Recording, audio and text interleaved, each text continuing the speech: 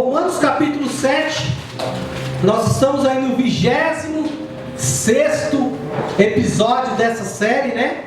Já está transcorrendo aí alguns meses. E depois, se você quiser, você pode ir lá no nosso canal no YouTube, Nave Sua Igreja, e acompanhar. Estão lá postados já os 25 episódios anteriores. O que nós estamos fazendo é a melhor forma de se estudar a Bíblia, né?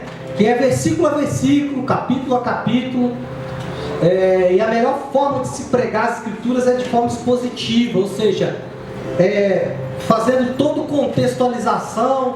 Ontem eu estava com a Cleide no carro, né, e ela estava falando uma coisa que a maioria dos cristãos acredita, dizendo o seguinte: há várias formas de interpretação da Bíblia. Isso não é verdade. Não existe várias formas de interpretação da Bíblia. O que existe é o seguinte: as coisas que a Bíblia ela não afirma com muita certeza, os teólogos podem especular. Os teólogos podem especular, eles especulam em cima daquilo ali. Por quê? Porque não há uma clareza de fatos ali contidas, né? Por exemplo, se Deus sabia que Adão ia pecar, por que ele criou Adão? É a pergunta que todos fazem. Mas assim, se Deus manda matar as pessoas, então Deus é assassino? Quer dizer, são perguntas que a Bíblia não vai falar sobre elas. E aí, o que nós fazemos?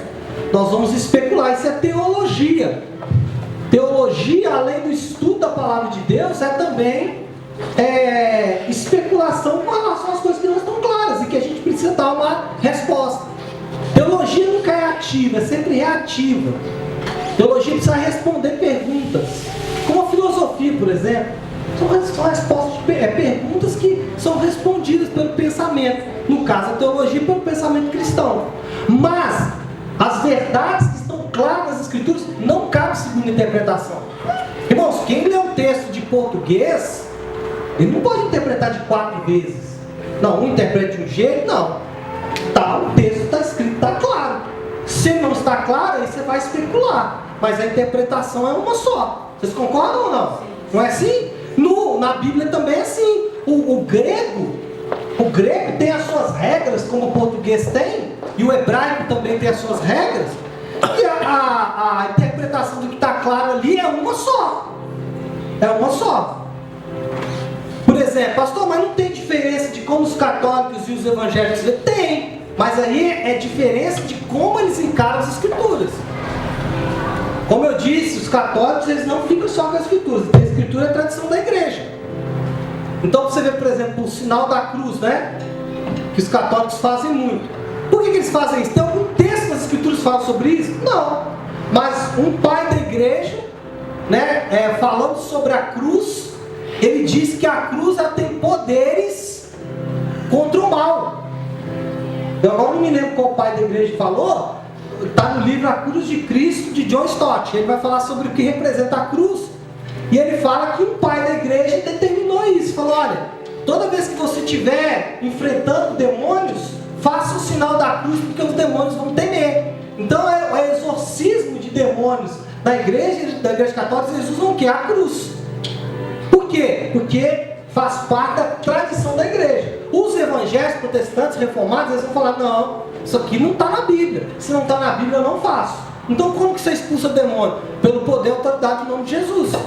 Mas não tem interpretações diferentes. Só que um pega 2 formas de verdade e outro pega uma forma só.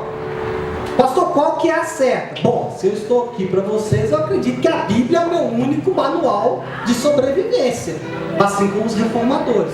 Voltando a falar de Romanos, o que nós estamos fazendo, irmãos, é mostrando para você a interpretação mais pura do livro de Romanos. E hoje nós temos uma vantagem muito grande com relação aos pais da igreja. E aí nesse quesito nós podemos até perdoar os pais da igreja, os antigos, né, os escolásticos, etc, porque eles não tinham o acesso à informação que temos hoje. Então eu, para preparar essa palavra, eu tenho lá vários instrumentos que me ajudam a trazer para você um belo estudo bíblico. Tem lá comentários comentaristas, eu pego um comentarista anglicano, né? Às vezes uso algum católico, vários protestantes, a maioria deles, né? Vou usar vários comentários, pessoas que já se deitaram aqui no texto bíblico, já investigaram o grego no seu original e trazem para a gente uma boa interpretação desse texto. Tá? Então, o que nós estamos propondo nesses dias é isso: passar para você o que realmente está escrito no texto. E o que às vezes a igreja tem falhado, porque pega textos isolados e começa a estudar eles. O que vamos entrar hoje é no capítulo 7 de Romanos. O capítulo 7 de Romanos tem coisas muito lindas, irmãos. Mas vai doer um pouquinho hoje, viu? Hoje vai dar uma certa dor. É só um pouquinho. Para variar, né, de volta? Para variar vai doer um pouquinho. Mas espero que entre mortos e feridos, né, nós consigamos chegar ao fim desse estudo. Romanos 7, versículo 1 diz assim: porventura ignorais, irmãos, pois falo aos que conhecem a lei, que a lei tem domínio sobre o homem toda a sua vida? Ora, a mulher casada está ligada pela lei ao marido enquanto ele vive. Mas, se o mesmo morrer, desobrigada ficará da lei conjugal, de sorte que será considerada adúltera se, vivendo ainda o marido, unir-se com outro homem. Porém, se morrer o marido, será livre da lei, e não será adúltera se contrair novas núpcias. Versículo 4. Versículo 4. Assim, meus irmãos, também vós morrestes relativamente à lei, por meio do corpo de Cristo, para pertencerdes a outro, a saber, aquele que ressuscitou dentre os mortos, a fim de que frutifiquemos para Deus. Porque, quando vivíamos segundo a carne, as paixões pecaminosas postas em realce pela lei, operavam em nossos membros, a fim de frutificarem para a morte. Agora, porém, libertados da lei, estamos mortos para aquilo que estávamos sujeitos, de modo que servimos em novidade de espírito e não na caducidade da lei. Irmãos, me permita começar essa palavra de hoje fazendo um parêntese de um erro muito grande que existe entre os evangélicos, entre os protestantes. Você já viu aquela frase? A letra mata, mas o espírito vivifica. Eu já vi pessoas usando isso para dizer o seguinte: que eu vivo pelo Espírito Santo. Eu não me apego à Bíblia, não me apego à lei. O que o autor está dizendo quando ele diz a letra mata, mas o espírito vivifica? Ele não está dizendo da Bíblia, ele está dizendo exatamente de qual é o resultado da lei. Porque a lei, ela é fria, ela diz o seguinte: matou, morre. Adulterou, morre. Essa é a lei. A lei, ela nos conduz para um lugar onde nós vamos ter a certeza: somos incapazes de cumprir a lei. E se somos incapazes de cumprir a lei, logo nós devemos ou seremos condenados à morte. Então, quando a Bíblia diz a letra mata, ela está dizendo o seguinte: que a lei, ela só tem um caminho, a morte. E que o Espírito, no sentido da obra que o Espírito faz no interior do homem, é que traz vida. Bom, fechando esse parênteses aí, vamos falar um pouquinho do capítulo 7 de Romanos, que é onde vamos começar o nosso estudo, né? Já terminamos o capítulo 6, começamos hoje o capítulo 7. Nesse capítulo 7, meus irmãos, Paulo vai responder algumas perguntas que foram impostas para ele através de um grupo de cristãos, levando em contexto a santidade. Como assim, pastor Léo? Eles estão perguntando o seguinte: como conviver com o pecado mesmo não estando mais no pecado? Como vencer o pecado se o pecado já está morto para mim? Então Paulo ele vai começar a responder isso. E uma coisa importante que ele vai fazer é estabelecer para mim e para você qual é o propósito, qual é o papel da lei. Porque se a lei é de Deus, e Deus deu a lei para Moisés, E Jesus, ele mesmo disse: eu não vim cancelar a lei, mas eu vim cumprir a lei. Então a lei, ela tem um papel, mas qual papel é esse? Quando olhamos para o Antigo Testamento, quando olhamos para os 10 mandamentos, né? Qual é o papel? Como isso vai impactar a minha vida? Bom, o que Paulo vai começar a mostrar é o seguinte: os pecadores, eles são justificados por Deus, não por obedecerem à lei, mas pela fé em Cristo. Essa é a primeira verdade que Paulo vai dizer. Ele vai dizer o seguinte: a lei, ela não tem poder de salvação. Ou seja, todo mundo que apresentar para você uma proposta de sinergia, você e Deus atuando para a salvação, essa proposta é falsa. Ou, como diz como está na moda, né? Fake news. Brinquei com o pastor Flávio que eu queria fazer uma pregação. Como eu estou pregando esse positivo, não posso. Fake news gospel, né? Uma delas é essa: faça a tua parte que eu ajudarei. Isso não é verdade. Isso é uma frase que foi imposta por um Papa Gregório VI, que foi um grande defensor da bandeira do sinergismo. Você faz e Deus faz. Não. Com relação à salvação, o homem é apenas um passageiro nesse avião. Quem comanda é Deus. Uma grande figura disso é a arca. A arca de Noé. Irmão, Noé, dentro daquela arca, ele estava na mesma condição dos animais. Ele não era diferente dos animais, não, irmãos. Quem que estava conduzindo o leme para saber para onde que a arca ia? Era Deus. Noé ficou lá dentro da arca, lá sem fazer nada. Pastor, mas ele não teve que construir a arca. Ele não teve que fazer a parte dele construindo a arca. Ele não teve que fazer ali o que ele propriamente ia morrer. Essa é uma figura da lei. A lei é construída pelo homem, dada por Deus, mas o homem faz. Só que ela não é capaz de salvar se não for Deus para conduzi-lo. Então é isso que Paulo vai mostrar a partir de agora. O que a fé faz a partir disso é conformar a lei e dar a ela a sua função normal. O que Paulo está fazendo é colocando a lei exatamente no lugar que ela precisa estar. Pastor, qual é o lugar da lei? Bom, dentro do contexto que Paulo está falando aqui, a lei moral continua sendo uma revelação da vontade de Deus. Irmãos, quando Deus fala não matarás, continua valendo. A lei moral, ela continua sendo a revelação da vontade de Deus. Irmãos, Deus espera que o seu povo o satisfaça. Ele, Deus, ao viver uma vida de retidão e amor. E a lei apresenta isso. A lei diz, por exemplo, não cobre juros.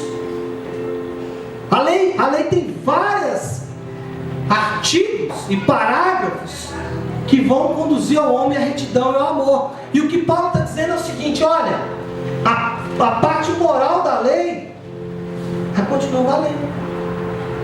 Ela ainda tem validade.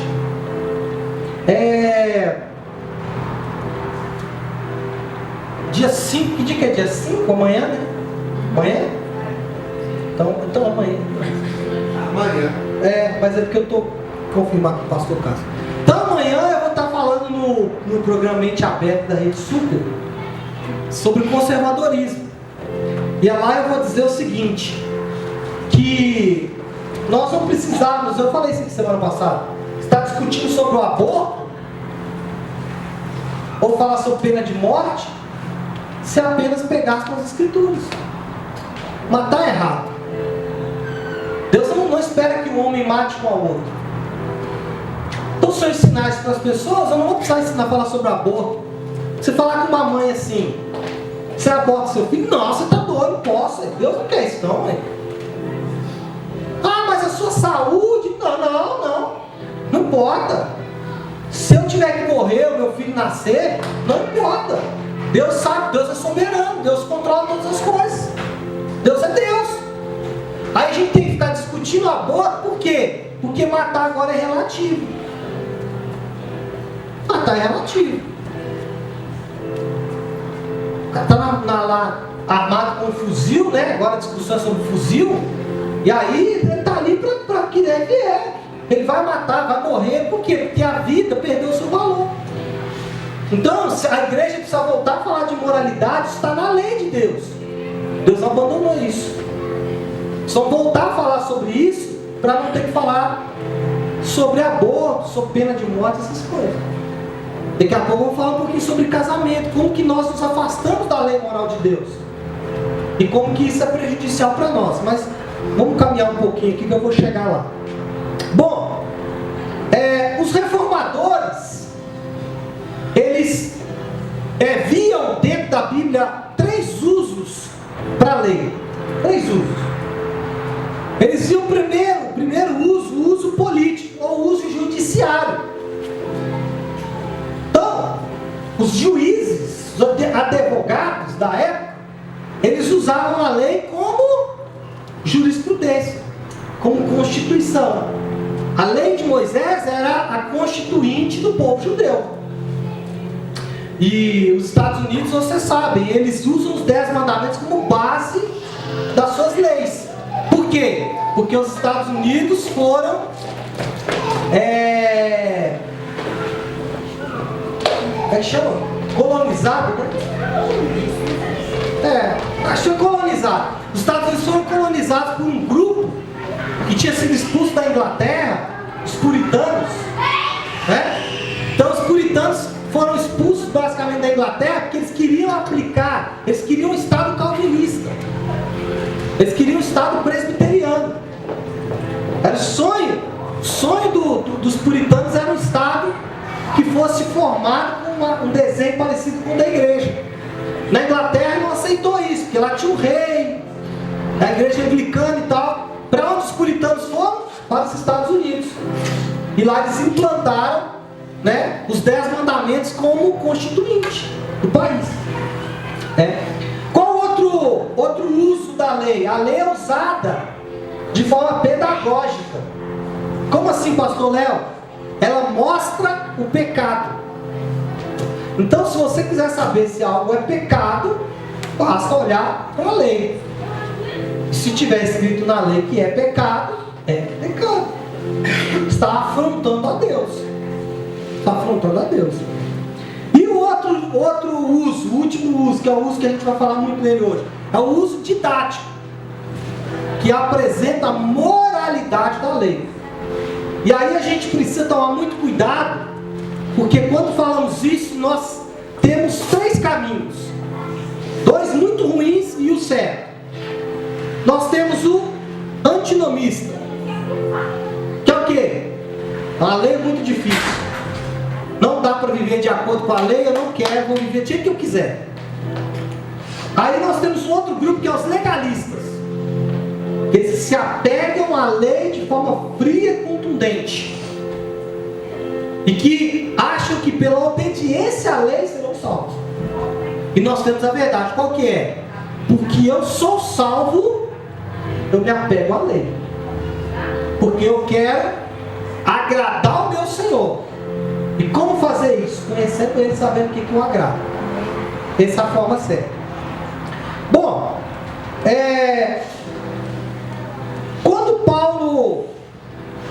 Paulo vai falar sobre essa relação entre a lei e o homem, entre o pecado e a santidade, ele usa algumas analogias.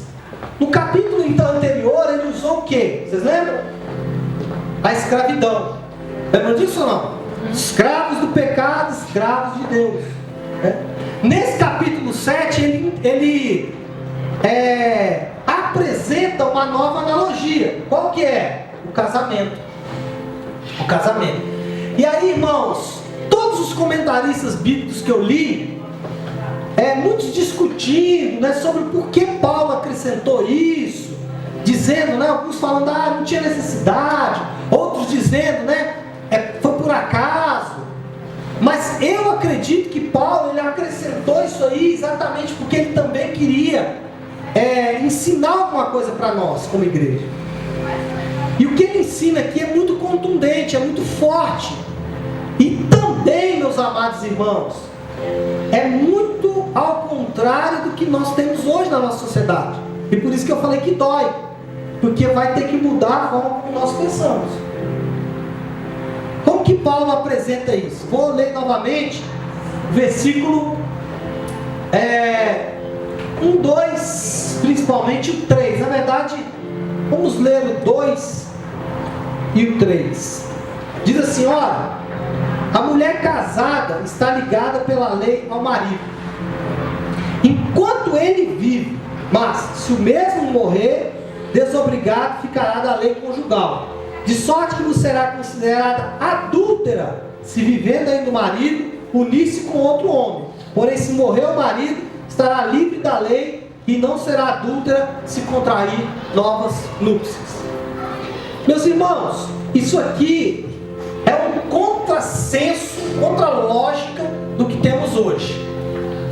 Só para você saber, o divórcio ele foi permitido no Brasil pela lei a partir do ano de 1984. Até 1984 você não se divorciava, você desquitado. Era o desquite, era muito famoso. Era um negócio muito difícil de se conseguir. Muito difícil de conseguir. E inclusive antes do desquite não era possível o divórcio. A prova diz que até hoje a Igreja Católica ela não admite divórcio. Por quê? Porque o casamento é algo sagrado. Sagrado. Em 1984, o Estado entrou para tentar resolver um problema do homem, com uma lei. Irmãos, presta atenção no que eu vou dizer para vocês. Toda vez que o Estado tenta interferir no homem de forma unilateral, ele vai causar problema. Por isso que a igreja é importante. Porque a igreja ela vai trazer para o homem a moral da lei. O Estado não está importando se a lei é moral ou imoral, ele quer corrigir o problema. Então, como os casamentos estavam em crise, qual foi a solução mágica do Estado? Divórcio. Não está bem? Procura outro. Para resumir a história, no ano passado, o Brasil atingiu um índice fantástico. Foi o ano no Brasil que mais se divorciou. Mais se divorciou. Chegamos ao ápice. E é tão doloroso esse número porque no ano passado houve mais divórcios do que casamentos.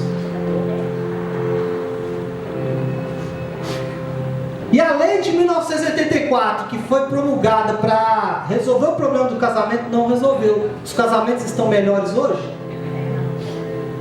Vocês acham? O divórcio resolveu o problema dos casamentos? Por quê, pastor? O problema do casamento, irmão, não está relacionado a você ser feliz ou não. Casamento não é para ser feliz, ser triste, nada disso. Casamento tem outras finalidades. E aí, se a igreja não ensinar isso, vocês não entenderão. Não adianta forçar você, dizer para você que o divórcio é errado. Não, eu tenho que te mostrar qual é o propósito de Deus no casamento. Para que Deus estabeleceu o casamento? Pastor, então para que foi que Deus estabeleceu o casamento? Bom, aí eu te convido, você que é casado, toda sexta-feira, às 20 horas, no Jardim de Delícia do Zélia, tem célula. Mas eu indico mais. Se você quiser saber o propósito de Deus para o casamento, ano que vem, que agora não dá mais, esse lindo casal. Cadê sua esposa? Deus deu. Ai, credo. Ah, bom. Já ia de fazer propaganda do casal, já até desisti, agora vou fazer de novo. Esse casal maravilhoso, o Wayne e Nayara, eles são líderes do Casados para Sempre, que é um curso maravilhoso, que vai ensinar o propósito de Deus para o casamento. E você entendendo o propósito, você vai falar, peraí, não estou aqui para ser feliz, eu estou aqui por um outro motivo. Bom, dito isso, meus amados irmãos, o que Paulo vai mostrar é o seguinte: você pode estar casado com a lei ou com Cristo, um dos dois, mas não pode não estar casado. Então, irmãos, a gama de pessoas que estão aí no mundo, aqui na igreja, em todas as igrejas, elas estão casados, ou com Cristo, ou com a lei. Irmãos, o casamento é um relacionamento legal, que restringe, ele traz restrições. Como assim? A esposa que está casada não pode casar de novo enquanto o marido estiver vivo. O marido que está casado não pode casar de novo enquanto a esposa estiver viva. Eles estão ligados pelo casamento. E a única coisa que desliga o casamento é a morte. Sabe aquela frase que você falou, quem foi casado aí, quem casou, passou pela cerimônia, sabe, né? Quando o pastor, o padre, eu sei lá quem fez, diz assim, até que a morte os separe. Não é? Não tem isso? É de verdade, irmão. Não é brincadeira não, o cara não estava brincando não, ele estava falando sério. O tal do até a morte os separe, né? É fato. Por quê? Porque quem está falando isso é a Bíblia. A Bíblia fala isso. Irmãos, a lei restringe, mas quem está vivo. Ou seja, a morte, ela quebra o poder da lei. E o que Paulo vai fazer é o seguinte, nos versículos 4 a 6, nós vamos depois, aliás, vamos ler de uma vez? Versículo 4 a 6 vai dizer isso. Olha lá, o que está escrito? Assim, meus irmãos, também vós morrestes relativamente à lei, aonde? Por meio do corpo de Cristo. Então olha aqui para mim. Quando Cristo estava morrendo, nós também estávamos morrendo para a lei. Olha o que ele está falando. Para pertenceres a outro. Ou seja, já que eu morri, eu estou então, a restrição que a lei me dava, eu não tenho mais. Então eu vou me ligar a outro agora eu posso casar de novo. É o que ele está falando aí. A saber, aquele que ressuscitou dentre os mortos. Quem que é? Cristo. A fim de que frutifiquemos para Deus. Porque quando vivíamos segundo a carne, as paixões pecaminosas postas em realce para a lei, eu vou explicar esse versículo depois, operavam em vossos membros, a fim de que frutifiquemos para a morte. Agora, porém, libertados da lei, estamos mortos para aquilo que nos sujeitávamos, de modo que servimos em novidade de vida. O que ele está falando é o seguinte: como você morreu para a lei, como você morreu e agora você pode casar de novo, você não precisa mais estar sujeito à morte que a lei preconiza para quem descumpre a lei. Ele está dizendo, a morte que a lei dizia que você teria que viver, você não está mais sujeito, porque agora você está casado com quem? Com Cristo. Pastor, explica isso melhor, vamos lá. A morte do marido é o que liberta a esposa para casar de novo. Não tem outra coisa. Fazendo um parênteses aqui, não é o dedo do juiz que vai liberar você para casar de novo.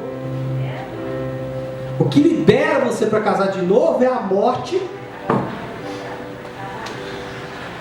Claro, meus amados irmãos, que a gente analisa caso a caso. Eu sou pastor, hoje eu sou xiita. Não é xiita, que é os mais radicais lá. Sou xiita. Divórcio, em hipótese alguma. Tem essa possibilidade. Aí teve alguém que falou comigo assim, então é melhor não casar, né? Que também é errado. Mas divórcio. Mas pastor, eu já passei pelo divórcio, cheguei na igreja. E aí, como é que eu vou fazer? Meu ex-marido, minha ex-esposa, já se enrolou, está casado com outra família. Aí a gente tem que analisar caso a caso. Mas a regra prioritária para quem está na igreja, você que está aqui nessa manhã, que é casado, está ouvindo essa palavra, você está desautorizado pela Bíblia de gostar. Vai ter que viver com esse homem, com essa mulher até o fim. E você que ainda é solteiro, que está pretendendo casar, faça isso mesmo. Mas faça uma boa escolha. Não escolha para sair de casa. Faça uma boa escolha. Porque uma vez escolhendo, perpétuo. Bom, depois se você quiser eu estou à disposição para a gente conversar sobre isso. Isso é polêmico. Isso é polêmico. Mas não vai para casa com dúvida. Vou até me mandar no WhatsApp. Vou contar isso aí. Bom, agora não, no final. Como a morte nos proporciona adquirir novas núpcias, nós estamos casados com Cristo, aleluia. Nós não estamos casados com a lei, estamos casados com Cristo. Irmãos, ser cristão é apaixonar-se com Jesus e participar de um relacionamento legal e pessoal com Ele, tão abrangente quanto o casamento. Vocês já pensaram como que o casamento é capaz de unir duas pessoas? Une as famílias, une os gostos, une as vontades. São exatamente os lugares que às vezes dá tilt, né? Mas você percebeu como que o casamento é abrangente? Irmãos, o casamento une tanto que ele une a ponto de tornar dois um. Vocês lembram quem é mais velhinho aí? Vai lembrar daquela cola antiga chamada Durepox. Vocês lembram? Lembram ou não? Sim. Cheio de novinho aí agora, né? Pagando de novinho, né? Não, vocês todo mundo lembra aqui. Todo mundo eu sei que tem mais ou menos a minha idade. Mas existe até hoje. Não. Tem até hoje. Hã? O Durepox existe. Tem até hoje, não tem, Meirinha? É, obrigado.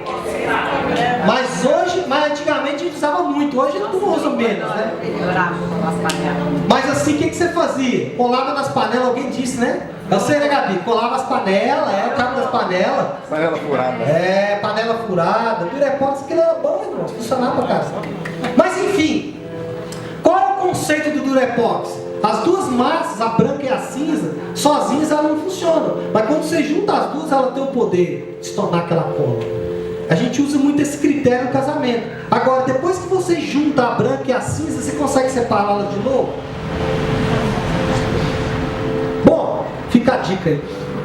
Hashtag casados para sempre, você vai. Irmãos, quando nós nos casamos, nenhuma parte da nossa vida fica sem ser afetada. E estar casado com Cristo tem também esse aspecto. E vai responder a pergunta que começou lá no capítulo 6 de Romanos, porque nós dividimos a Bíblia em capítulos e versículos, mas a Bíblia inicialmente foi escrita de forma, como cartas, por exemplo, né? Lá no capítulo 6, versículo 15, Paulo vem falando sobre a santificação e ele fala, olha, nada que você fizer te santifica. Alguém perguntou assim, então eu posso viver do jeito que eu quiser? Aqui Paulo vai dar a resposta definitiva a essa pergunta. Qual que é a resposta que ele dá, meus irmãos? O cristão pode viver como bem entende? Ou o ser humano pode viver como bem entende? A resposta de Paulo no versículo 15 é não. E ele vai destrinchando essa resposta. E a resposta final é não. Por quê? Porque a lei obriga. Porque somos obrigados? Não. Porque estamos apaixonados por Cristo. A resposta é não. Por quê? Porque estamos apaixonados por Cristo. E tornar-se cristão é uma transformação total do relacionamento com Deus. Por quê? O relacionamento com Deus, na lei, era um relacionamento seguinte: eu mando e você faz. O relacionamento com Deus agora, na era da graça, na dispensação da graça, é: estamos apaixonados. Então, vamos nos conhecer e vamos fazer a vontade do outro. Só que, como ele sabe qual é o melhor, qual que é a nossa doce tarefa? é apenas dizer qual é a tua vontade, porque eu sei que a tua vontade é melhor. É isso que Paulo está dizendo. Bom, quando falamos de casamento, nós temos que entender algumas implicações que o casamento impõe. Primeiro, e aqui, irmãos, é um dos casamentos tão fracos. Você que é casado, você que está pretendendo casar, você que já foi casado, você que hoje não quer saber de casamento, você que tico-tico no fubá, né? Você vai ver que relacionamentos, eles, principalmente casamento, vai implicar algumas coisas. Primeiro, casamento implica a perda significativa da liberdade. Irmãos, esquece liberdade quando você casar. Segunda coisa que você tem que esquecer quando você casar, chama independência. As duas palavras, elas somem do seu vocabulário no dia que você casa. Não tem mais liberdade e nem independência. Irmãos, quem é casado sabe que você não pode viver como você bem entende, pronto. Se o cara casou e quer continuar tendo a mesma vida, não vai dar certo. Se a menina casou e quer continuar tendo a mesma vida, não vai dar certo. Não vai funcionar. Porque, irmãos, fato é, a pessoa solteira ela pode tomar decisões unilaterais. Você já pensou? Vocês acham que a minha vida é fácil? Não é não. Eu não gosto de praia. Não gosto de praia. Acho até bonito olhar. Mas de longe, com aquele vento, com aquele sal, aquela areia. Como tem areia. Nossa Deus, você vai tomar banho e sai areia. Depois que você volta para BH, você fica uns 3 meses tomando banho para ver se sai areia. Não gosto de praia, gosto de cachoeira. Cachoeira eu gosto, aquela água gelada. Quando eu vi os meninos na cachoeira lá, eu falei, mano, que coisa gostosa. E as cachoeiras, elas são tão maravilhosas que às vezes elas te proporcionam um sofá, né? Às vezes os meninos sentados na alta, a água caindo. Pô, aquilo é bom demais. Bate a água, vai embora. Leva a zica toda embora. Fuligem. O cara sai até mais leve. Eu não gosto de praia, eu gosto de cachoeira. Mas a pastora Flávia ama praia. Então, antigamente, se eu fosse escolher para onde tirar as férias, nunca seria uma praia. Só que hoje eu não posso mais decidir de forma unilateral. A gente tem que fazer um consenso, chegar a uma conclusão. Pastor, como que vocês decidem isso? Normalmente lá em casa é na pancada. Tô brincando, né, irmão? A gente decide isso com muito amor envolvido. E aí, se você quiser saber como é célula, sexta-feira. Agora, irmãos, ok. Casamento, independência e liberdade já foi. Mas, em contrapartida, existe no casamento algumas coisas muito boas. Como a possibilidade da experiência do amor. Experimenta o amor no casamento. Que mais? No casamento, você experimenta a intimidade. Eu conheço ela como ninguém conhece. Nem o pai, nem a mãe. Porque ela me conta coisas que ela não contaria para o pai e para a mãe. Eu sei coisas da vida dela que ninguém sabe, só ela e Deus. Mesma coisa na minha vida, ela sabe coisas, além da senha do cartão, né, que só eu e Deus sabemos. E ela sabe. Por quê, irmãos? Intimidade. Casamento, liberdade e independência vai embora. Mas você adquire coisas boas. Por isso que quem está casado olha para o solteiro, não na igreja, tá? Quem está casado olha para o solteiro, quer ser solteiro, e o solteiro quer ser casado. Por quê? Porque o solteiro olha para a vida do casado e fala, eu queria esse nível de intimidade com alguém.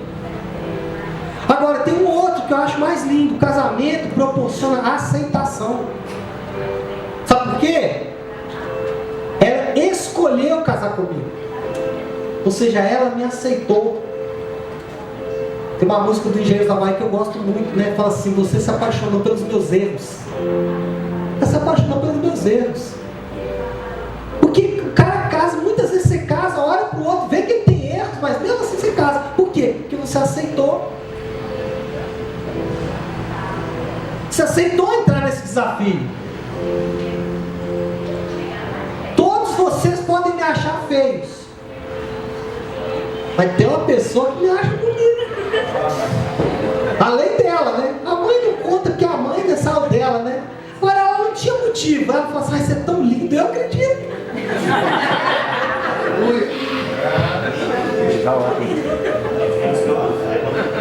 Não é? Irmãos, essas coisas você não conheceria sendo solteiro. Aí, meus amados irmãos, em virtude de tudo isso, ou seja, quando nós colocamos na balança isso e a perda da liberdade, a perda da independência, vai ser um prazer e não um fardo. Bom, se eu tenho amor, aceitação, segurança, intimidade, perder a liberdade não vai ser um fardo, vai ser uma bênção, vai ser bom. Então, quando eu coloco os dois na balança, eu falo: não, eu vou perder a minha liberdade e minha independência, mas vou ganhar coisas muito maiores. Pastor, o que isso tem a ver com o cristianismo? Tem tudo a ver. E quando eu olho para aquilo que Cristo fez por mim, o que eu preciso abrir mão para andar com Ele não é fardo.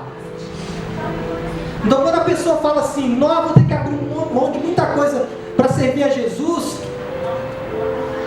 vou ter que abrir mão dos meus finais de semana, vou ter que abrir mão de coisas que eu gosto de fazer para servir. Isso é um fardo.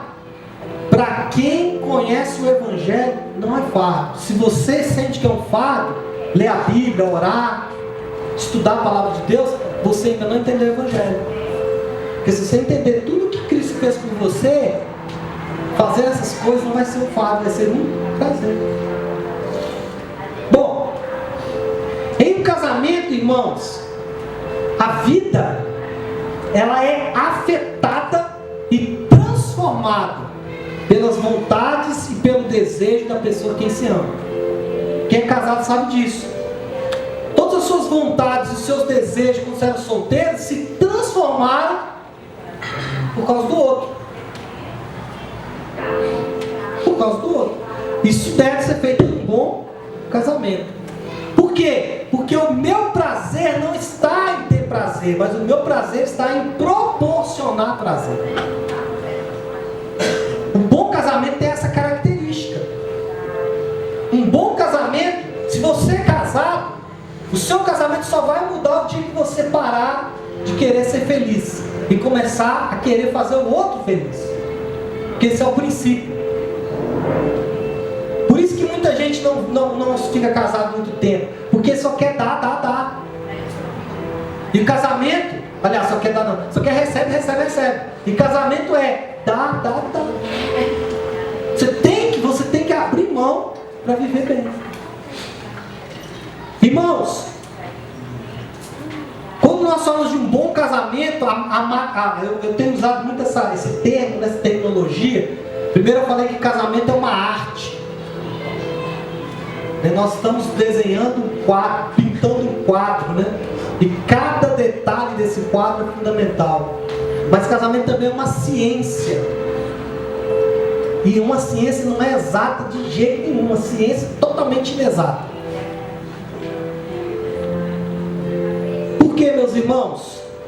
Porque no casamento você vai buscar descobrir as vontades da pessoa amada e você vai fazer as mudanças necessárias para viver de acordo com a vontade do outro.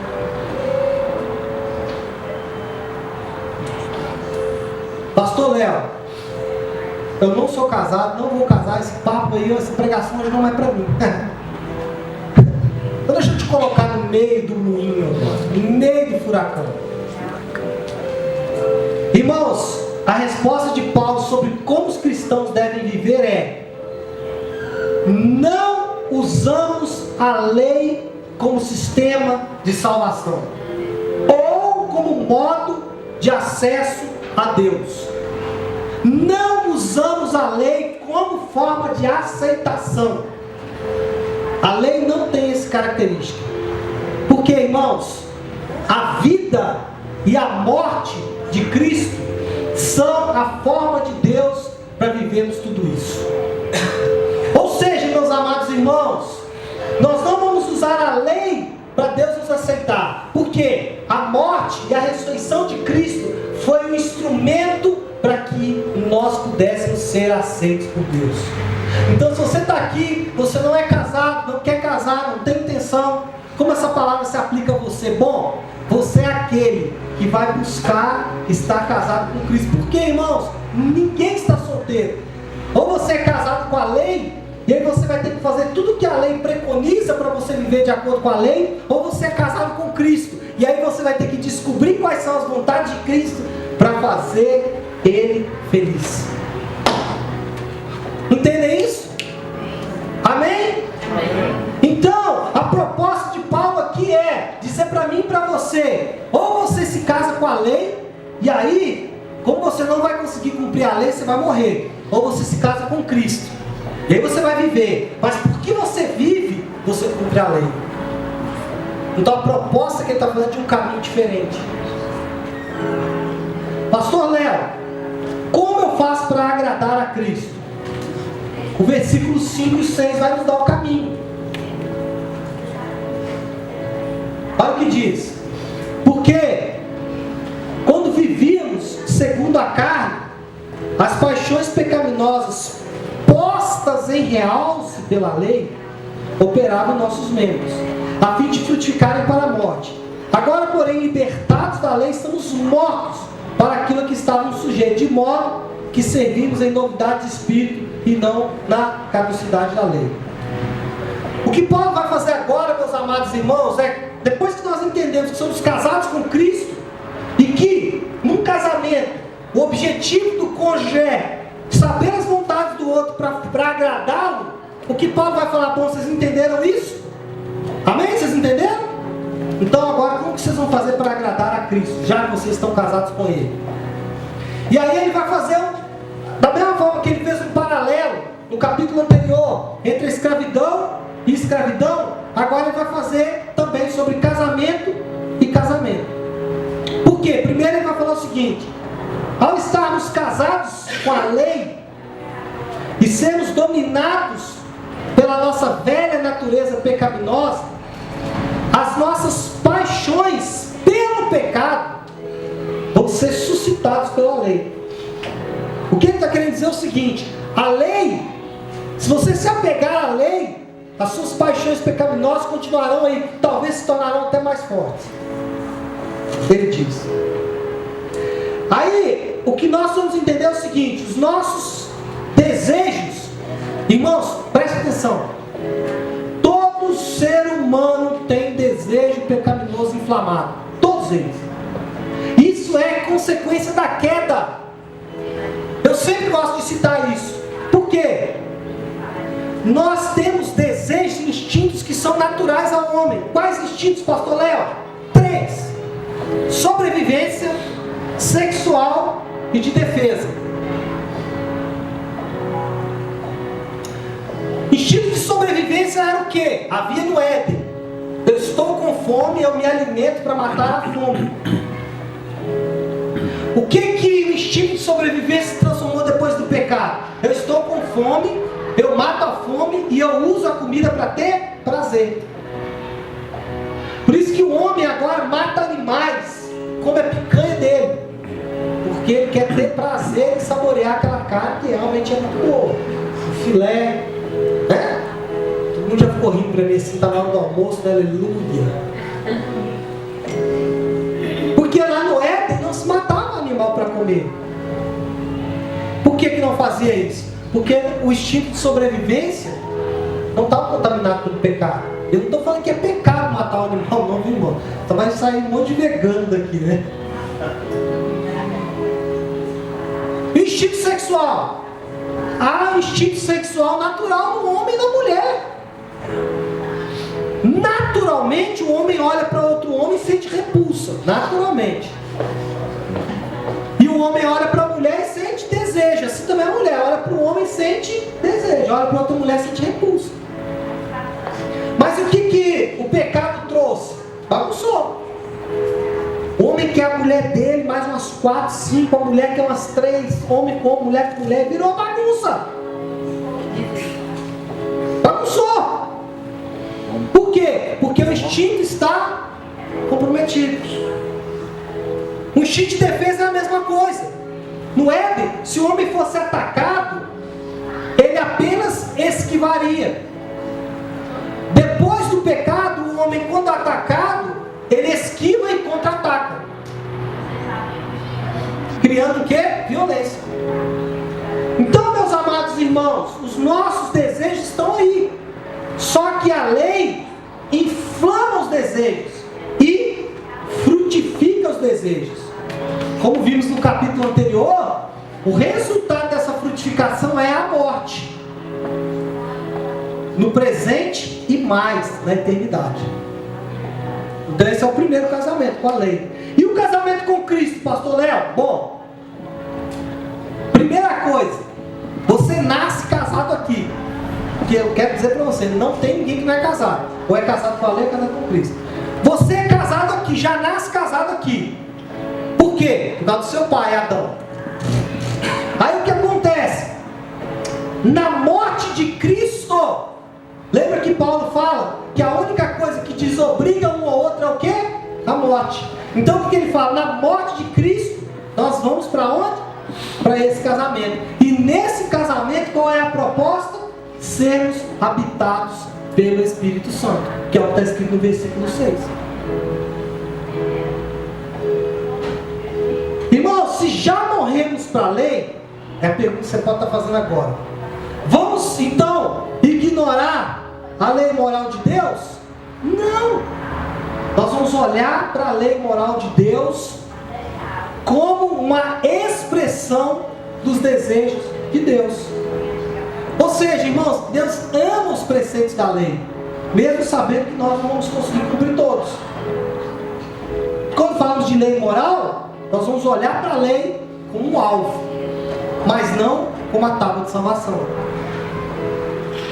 O que nós vamos entender é que hoje nós vamos usar a lei como forma de agradar aquele que nos salvou fora da lei.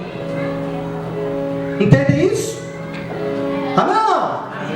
Ou seja, estamos casados com Cristo, vamos buscar agradar a Cristo, de modo que os preceitos da lei vão honrar aquele a quem nós amamos. O que é isso, pastor Léo? Isso aí fala de motivação. Quando você se apegava à lei como forma de salvação, você fazia isso de forma obrigada. Agora, em Cristo, nós temos uma nova motivação. Qual que é a motivação? O amor pelo nosso marido. Ou seja, meus irmãos, olha que louco isso. Nós amamos a lei. Por quê? Porque Ele cumpriu a lei para nós. Amamos a lei porque Ele cumpriu a lei para nós. E aí alguém poderia dizer, né? Se eu pensasse que eu fui salvo inteiramente pela graça e que eu não poderia ser rejeitado mesmo que eu pecasse, eu perderia todo o incentivo que eu tenho de viver uma vida santa. Peraí, se eu não faço nada para ser salvo,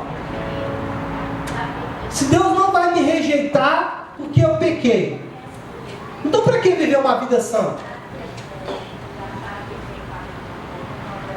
Se nada do que eu fizer vai me fazer ser mais aceito por Deus, se nada do que eu fizer vai me fazer ser mais amado por Deus, se o pastor Léo não é mais amado, irmãos, deixa eu dizer uma coisa para vocês de forma definitiva: Deus não tem queridinhos.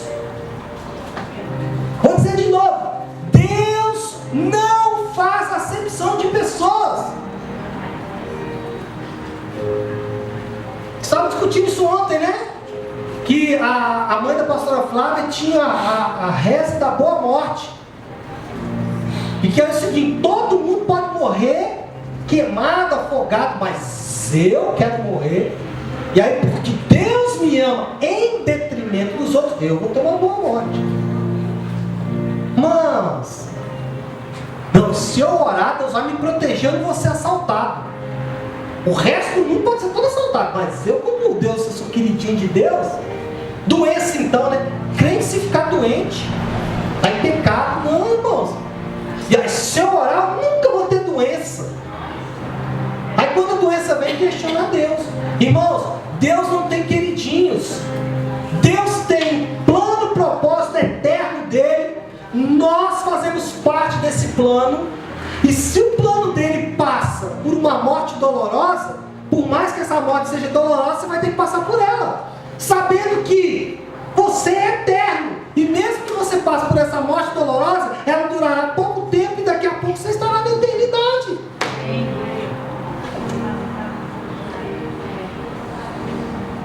Deus não tem queridinhos. Já ouviu aquele ditado: o sol nasce para todos? Eu não sei se o sol nasce para todos, mas Deus é Deus de todos, acreditando ou não. Bom, pastor, se eu não posso fazer nada para Deus me amar mais, se fazer a oração da boa morte não vai me dar uma morte boa, se orar para ser protegido, ser curado, também não vai resolver. Então para que servir a Deus? Você ainda não entendeu. Esse é o detalhe. Se eu falo com você que você deve amar a Deus e agradar a Deus, porque em fazendo isso Ele vai te proteger, isso é egoísmo. Você só está fazendo porque tem um benefício. Agora, se eu falo com você assim, ó, independente do que acontecer com você, você pode amá-lo, e você resolve amá-lo,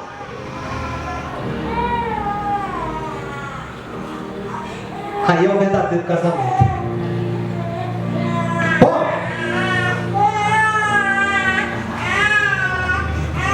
vamos concluir? Eu tenho que sair. Vai dar certo. Conclusão. Na nossa antiga vida, nós éramos dominados por um terrível quarteto. Nossa antiga vida, nós éramos dominados por um terrível quarteto. Qual que era? A carne, a lei, o pecado e a morte. Se você tiver conseguido ver aqui, eu vou te mostrar no versículo 5.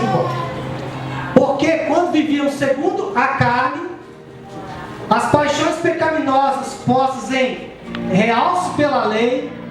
Então aqui nós temos carne, pecados, lei e morte. Quando nós estávamos casados com a lei, nós vivíamos debaixo desses 4 terríveis inimigos. Mas em nossa nova vida, quando fomos libertos da lei, somos agora escravos de Deus pelo poder do Espírito. Olha o que diz o 6. Agora, portanto, libertados da lei, servimos em novidade de espírito. Ou seja, irmãos, o que causou a sua libertação da velha vida e a introdução em uma nova vida foi aquele evento duplo. O que tirou você das mãos, das garras desses 4 inimigos aqui, a carne, a lei, o pecado e a morte. Quem tirou você das garras desse inimigo foi um evento duplo, acontecido há muitos anos atrás: a morte e a ressurreição de Cristo. A morte de Cristo automaticamente é a nossa morte, e a ressurreição de Cristo é automaticamente a nossa ressurreição. Amém? Amém. Pastor, como que eu aplico isso? 3 aplicações rápidas. Primeiro, por que obedecer à lei? Por que obedecer à lei então? Você não vai obedecer à lei porque ela produz salvação. Mas, porque você foi salvo, você vai obedecer. Olha a frase que eu coloquei. Não porque obedecer produz salvação, mas porque a salvação produz obediência. Olha para mim. Alguém salvo é alguém que naturalmente obedece. Segunda aplicação. Como obedecer? Como eu faço para obedecer? Pelo novo modo ou pelo novo incentivo. Você não vai obedecer mais porque senão você vai para o fogo do inferno. Você vai obedecer por um novo incentivo. Qual seja? Pelo Espírito. Pois o fato de Cristo habitar em nós é a marca que distingue um novo tempo em nossa vida, que é a nova vida em Cristo. Amém? Terceira aplicação.